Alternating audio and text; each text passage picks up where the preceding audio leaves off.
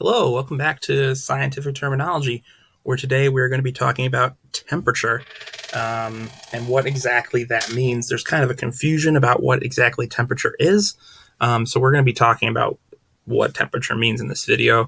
What's hot, what's cold, and what all that means. So welcome back, and let's get started. First of all, let's define what temperature is. And temperature is just the degree of intensity of heat in a substance. The key word there is heat. Heat is what's being measured in temperature, and it's just a numerical value for that heat.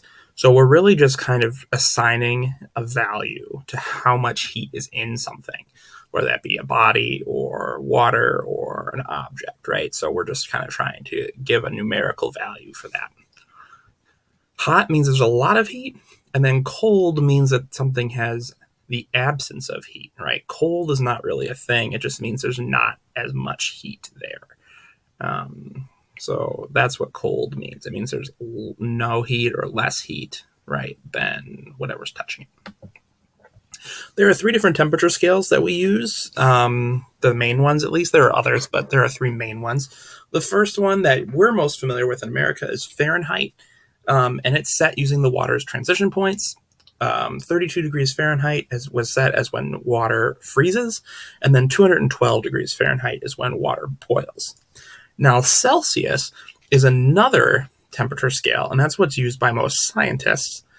It's part of the metric system, and Celsius is also set using the transition points, but at 1 atmospheric pressure, and the numbers that are set at when water freezes and boils make a little bit more sense. 0 is when water freezes, 100 is when water boils. It's a much easier system to track in between those things. Now, the final one here is Kelvin, and Kelvin is set using the Boltzmann constant and thermodynamic energy. So that means 0 Kelvin is the absolute freezing point where atoms stop moving. It's all based around the study of thermodynamics.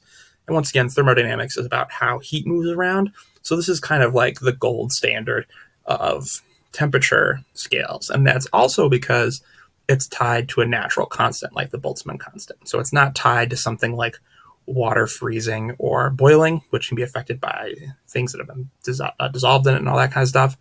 It's set to a natural constant that doesn't change, which makes Kelvin very useful for physicists and people who study thermodynamics. Now, how do we measure temperature? Well, we usually use a thermometer, which is just a tool that allows us to find out how much heat is in something.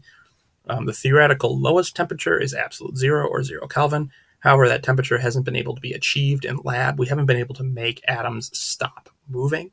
It's very hard to do. And because of that, it has been put in the 3rd law of thermodynamics. It's just impossible so far. We haven't been able to figure out how to do it yet. So it's something that we as the scientific community are working on, trying to make it so that we can get atoms to stop moving, stop vibrating, which is very difficult. Thank you so much for watching this quick little video about temperature. Please subscribe, ring the bell, like the video, and let me know in the comments what else you want to learn about, whether it be scientific or otherwise. I'd love to branch out and teach you about other stuff too. See you later. Thanks for watching. Bye.